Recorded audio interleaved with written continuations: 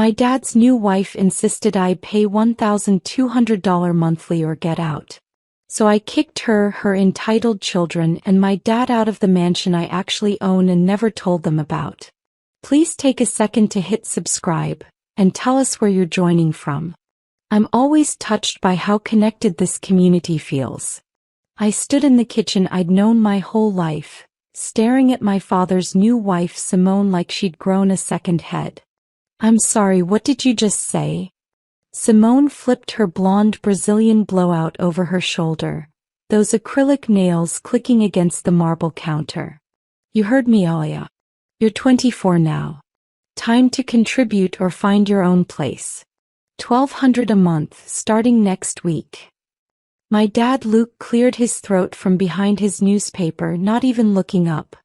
The man who used to carry me on his shoulders, who promised he'd always protect me after Mama died, couldn't even meet my eyes. Dad. My voice cracked. Nothing. Simone's twins, Brittany and Brandon, smirked from the living room. Both 19, both insufferable, both living here rent-free while attending community college on my father's dime. It's only fair, Simone continued, examining her nails. You got your little degree, you work at that boutique. Time to be an adult, sweetie. That little degree was a master's in business from Howard University. That boutique was my own growing clothing line that I ran while pretending to work retail to keep the peace. But they didn't know that. They didn't know a lot of things. And if I can't pay? I asked, my heart hammering. Simone smiled, cold as January in Chicago. Then you'll need to make other arrangements. This is a family home and family contributes. You have until the 1st of next month. 3 weeks. I looked at my father one more time. He turned the page of his newspaper. That's when something inside me shifted. Fine. They wanted to play this game? They had no idea who they were messing with. That night I couldn't sleep. I kept replaying Mama's last words to me in that hospital room 5 years ago. Baby girl, I left you something. Something your grandmother left me. Check the safe deposit box at First National. The keys in my jewelry box behind the blue velvet lining. I'd been so destroyed by grief, so focused on finishing college while Dad spiraled into depression, that I'd completely forgotten. Until he met Simone at some grief counseling group 6 months later. She moved in within 3 months, bringing her spoiled twins with her.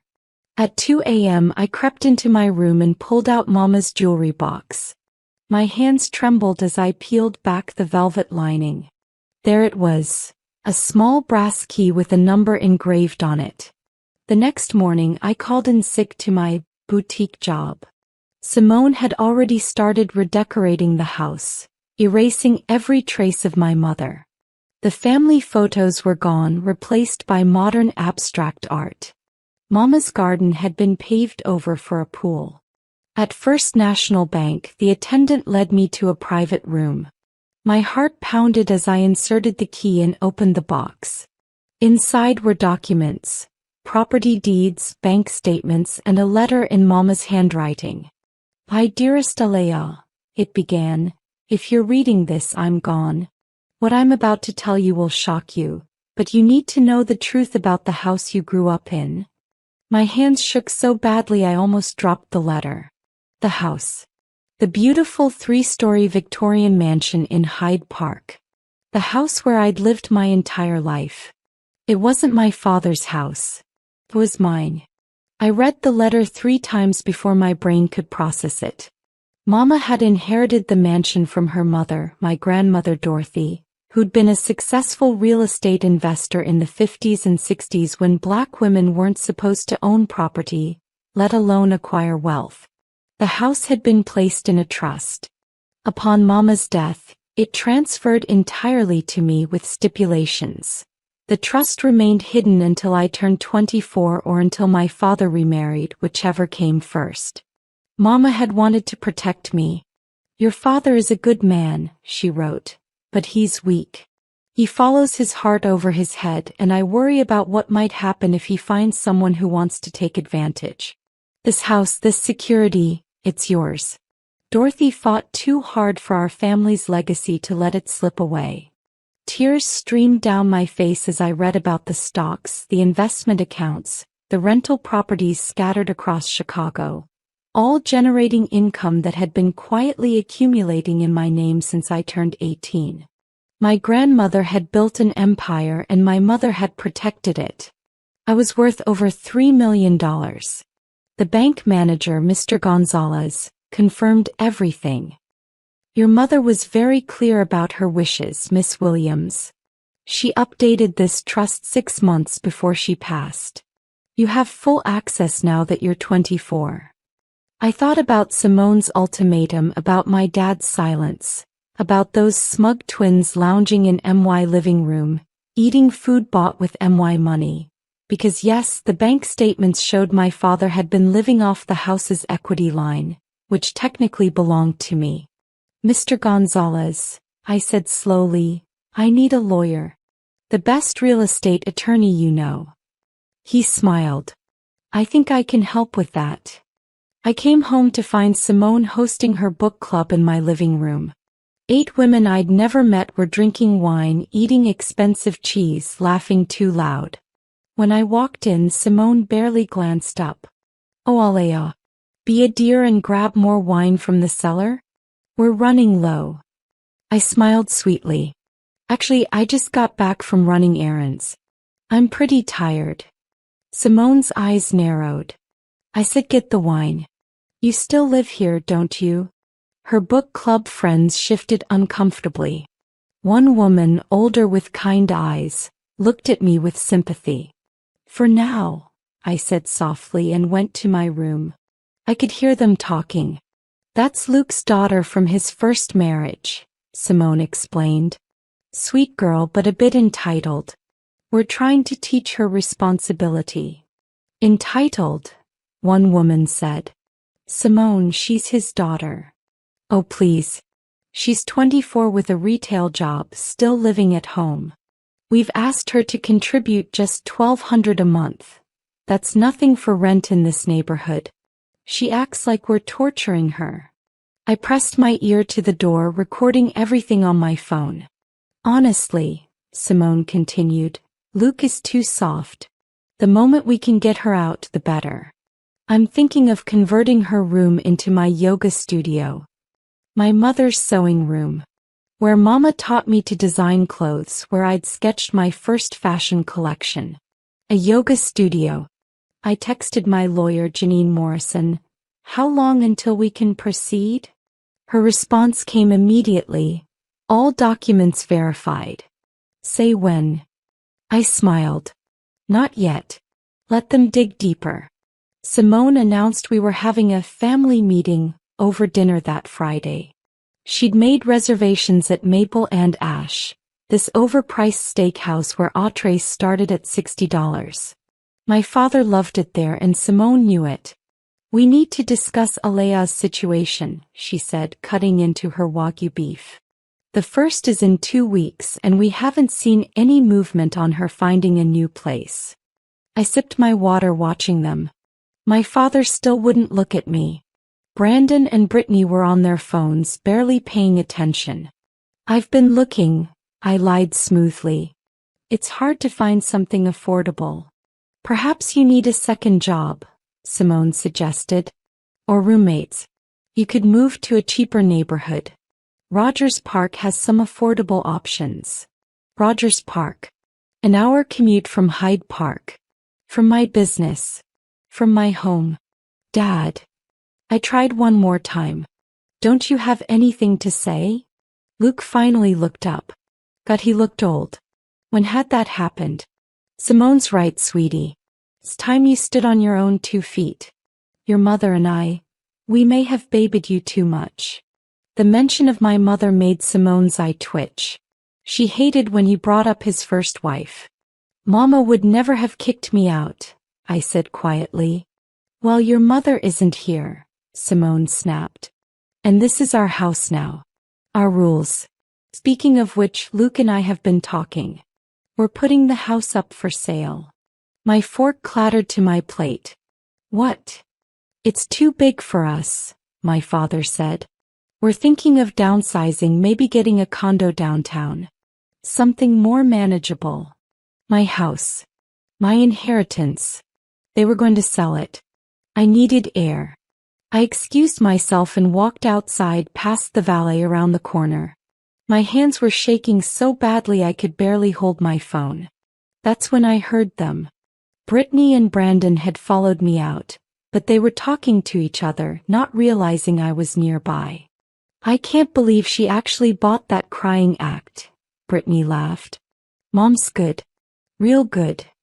Dad's so whipped, Brandon added. Once they sell the house and move downtown, Mom's gonna divorce him so fast. She's already got that prenup lawyer on speed dial. I froze behind a pillar. How much you think she'll get? Brittany asked. Mom figures half of everything. Maybe 2 million. That house is worth at least 4 mil plus whatever's in his retirement accounts. And that's when we convince her to move to Miami. I'm so sick of Chicago winters. They went back inside, leaving me standing there in the cold November air. Simone was running a long con. She'd targeted my grieving father, moved into our home, isolated him from me, and now she was positioning herself to take everything. Everything she thought was his. I called Janine. Tomorrow morning. I want them served tomorrow morning. All of them, she confirmed. Every single one. Alea, are you sure? Once we do this, there's no going back. I thought about my father choosing her over me. About Simone erasing my mother from her own home. About those twins laughing at my pain. I've never been more sure of anything in my life. I'll have the sheriff there at 8 a.m. That night I packed the things that mattered. Pictures of Mama. Her jewelry. My designs. Everything else could stay. I woke up at 6 a.m. to the sound of my phone buzzing. Text from Janine. On schedule. Sheriff's at Starbucks around the corner. Ready. I typed back. Ready. I got dressed carefully. A navy pantsuit Mama had helped me design before she got sick, her pearl earrings, my Howard class ring. Armor. At 7:45 I went downstairs. Simone was already in the kitchen making her green smoothie, completely at ease in what she thought was her domain. You're up early, she said without looking at me. Have you looked at apartments yet? Because I've been browsing and there's a lovely studio in Lakeview for only $900 a month. Very affordable. I won't be needing it, I said calmly. She turned confused. That's when the doorbell rang.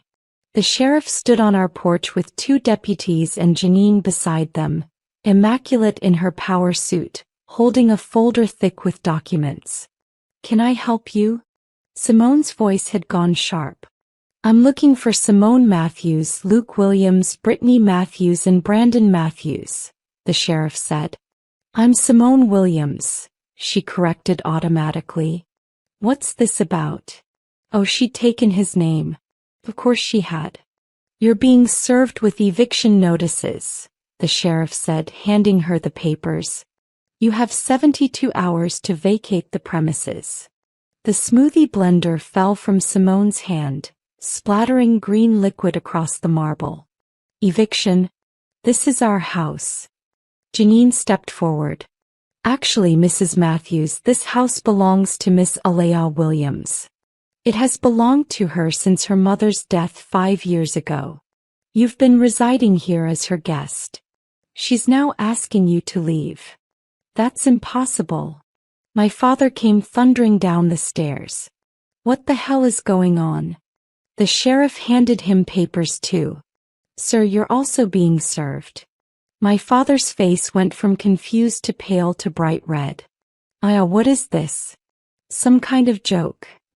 No joke, Dad, I said, my voice steady despite my racing heart. The house is mine. It's been mine for 5 years. Mama left it to me through Grandma Dorothy's trust. That's ridiculous. Simone shrieked. Luke, tell them. You've owned this house for 30 years. Actually, Janine interrupted, Luke Williams has never owned this property. His first wife, Patricia Williams, inherited it from her mother Dorothy Richardson in 1990. When Patricia died, the property transferred to her only child Alea Williams, per the terms of the family trust. She opened her folder, showing documentation. Property deeds.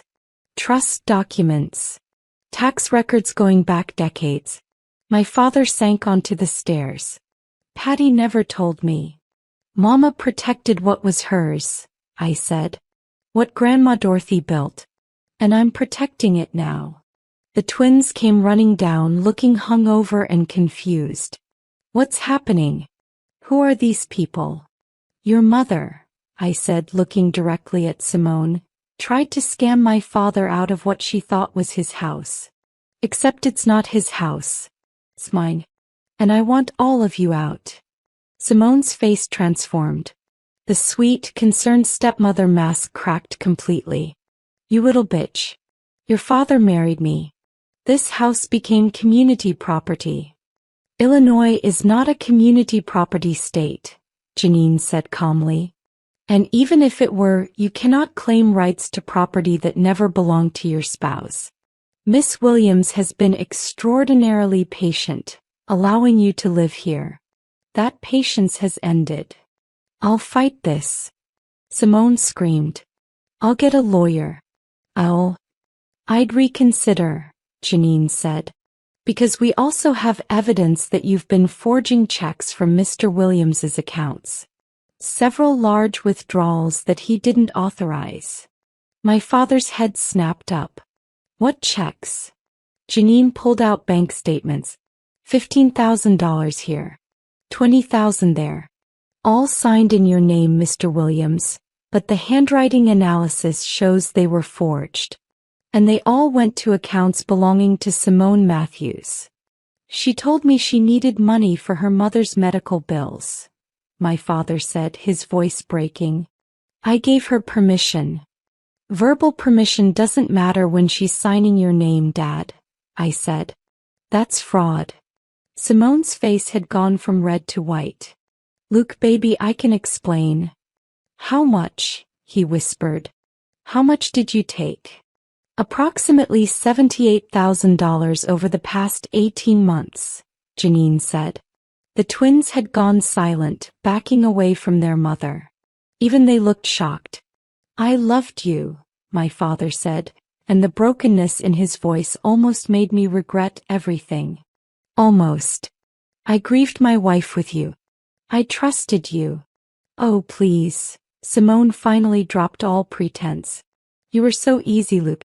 So desperate for someone to fill Patricia's shoes. You think I actually wanted to live in this dusty old house with your mopey daughter? I was building a nest egg. This was always temporary. There was the truth finally out. My father stood up slowly. At that moment he looked ancient.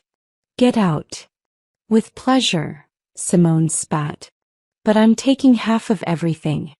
I don't care who owns what, I'll sue you both into oblivion. Actually, Janine smiled, given the fraud charges we're filing, you'll be lucky to avoid jail time. I'd suggest you leave quietly and be grateful Miss Williams isn't pressing additional charges. Simone looked at me, then really looked at me. You planned this. You sneaky little. I protected what's mine, I said. Just like Mama taught me. The next 3 days were chaos. Simone hired a lawyer who took one look at the documents and quit. She hired another who told her the same thing. She had no case. The twins, interestingly, turned on their mother almost immediately. Brandon came to me on day 2, scared and apologetic. I didn't know about the checks, he said. I swear, Alea. Mom told us your dad was loaded, that he owned all this. We thought. We were jerks, but we didn't know she was stealing. You knew she was planning to divorce him and take everything, I said coldly. I heard you outside the restaurant. He had the decency to look ashamed. Yeah. But we thought it was his money. I didn't know she was forging checks. That's criminal. Brittany was less apologetic but equally eager to distance herself from her mother. "We're moving back to our dad's in Indiana," she told me. "I'm sorry about how we treated you. For what it's worth." It was worth nothing, but I nodded. My father was the hardest part. He'd barely spoken since that morning. He'd been sleeping in the guest room, packing his things slowly like a man in a dream. On the third day, I found him in what used to be Mama's sewing room, sitting on the floor surrounded by boxes. "I found these in the closet," he said quietly. "Your mother's things. Simone must have hidden them. Photo albums. Mama's recipe book. Her wedding dress. All the things that had disappeared over the past 2 years." "Dad," I said, sitting beside him, "I didn't want it to come to this." "Didn't you?" He looked at me with hollow eyes. "Be honest, Aya. You've been planning this since she gave you that ultimatum." "No," I said truthfully. "I found out about the trust the day after. Before that, I was actually considering paying the rent." He laughed bitterly. "Rent? On your own house?" We sat in silence for a long moment. Finally, my father spoke. "Your mother tried to tell me about the trust once. After she got diagnosed. I told her I didn't want to hear about death and inheritance. I said we'd deal with it later." He picked up a photo of Mama on their wedding day. She looked radiant. "She was protecting me," I said softly. "And she was protecting you too, Dad. She knew you'd be vulnerable after she died. She knew someone might try to take advantage. She was right." His voice cracked. "God, Alea, I'm so sorry. I chose Simone over you. I let her disrespect your mother's memory. I was going to let her kick you out of your own home. You were lonely," I said, "and grieving. Simone knew that. She targeted you. That doesn't excuse what I did to you. You're my daughter. My baby girl. And I." He couldn't finish. We both cried then, surrounded by Mama's things in the room where she taught me to sew and dream and build. "I don't want you to leave," I finally said. "This is your home too, Dad. Mama would want you here." He shook his head. "I can't stay. Every room reminds me of my failures. Of how I betrayed you both." "Where will you go?" "I've got a buddy in Atlanta. He's offered me a job, a fresh start. Maybe that's what I need. Time to figure out who I am without someone else defining it for me." It hurt, but I understood. "The door's always open," I said. "When you're ready." He pulled me into a hug, and for a moment he was my dad again. Not Simone's husband. Not a grieving widower. Just my dad. "I'm proud of you," he whispered. "Your mama would be too. You're stronger than both of us combined." Simone left on the third day with a U-Haul full of furniture that wasn't hers. I let her take it anyway. I was planning to redecorate the entire house. Out with the cold modern art, back with the warmth and life Mama had created. The twins left quietly, and honestly I felt sorry for them. They were products of their mother's toxicity, but they were also young enough to change. Dad left for Atlanta a week later. We had dinner the night before, just the two of us at Mama's favorite Thai place. "I closed my accounts," he said. "Open new ones. Simone won't get another dime." "Good. And I'm starting therapy. Real therapy, not some grief group where predators hunt for vulnerable people." "I'm glad, Dad." He reached across the table and took my hand. "I signed over power of attorney to you too. For health decisions, finances, all of it. Something happens to me, you're in control. No one else." "Dad. I mean it, Alea. I don't trust my own judgment anymore. But I trust you. You're the smart one. The strong one. Promise me you'll keep building what your grandmother started. What your mama protected." "I promise." The next morning I drove him to O'Hare. We didn't say much. Some goodbyes are too big for words. After he left, I stood in the empty mansion, my mansion, and felt the weight of 3 generations of strong Black women on my shoulders. Grandma Dorothy, who'd built an empire when Black women weren't supposed to own anything. Mama, who'd protected that legacy with her dying breath. And now me. I pulled out my phone and called my business partner, Jasmine. It's time. Let's take the boutique national. I'm ready. About damn time, she laughed. I've got investors lined up. I've got the capital, I said, smiling. Let's build something Mama would be proud of. The house looks different now. Mama's garden is replanted, roses and lavender just like she loved. Her photos are back on the walls mixed with new ones. Me at fashion shows. My boutique's grand opening. Dad smiling from Atlanta, healthier and happier than I'd seen him in years. He calls every Sunday. We're rebuilding slowly. Simone. Last I heard she was facing fraud charges in Indiana. Turns out my dad wasn't her first victim. The twins testified against her in exchange for immunity. Sometimes karma works fast. I'm hosting a party tonight. A launch party for my fashion line's expansion. 20 stores across 5 states with more coming. The mansion is full of people, laughter, life.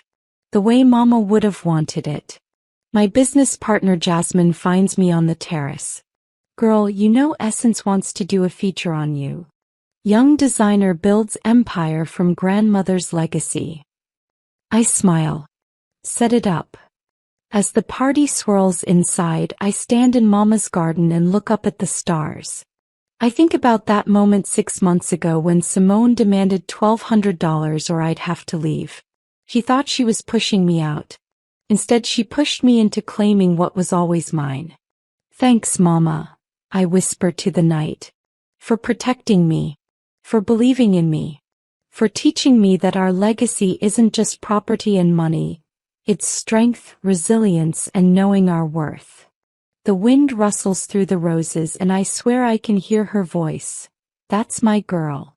Now go show them what Dorothy's granddaughter can do. I smile and walk back inside. I've got an empire to build.